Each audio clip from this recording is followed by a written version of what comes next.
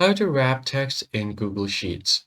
What's up everyone? In this video I'll show you guys how you can easily wrap your text so that the grid lines do not clip out your text. So the first thing you're going to have to do is go to your Google Docs. As you can see here on the 9th row I have some text, and if I expand it there is something more down below. But if I just go ahead and set this like this, all of the text will be clipped and the text below is not visible. To make it visible and wrap text, go ahead and select all rows and columns by clicking on the top left corner of your sheet.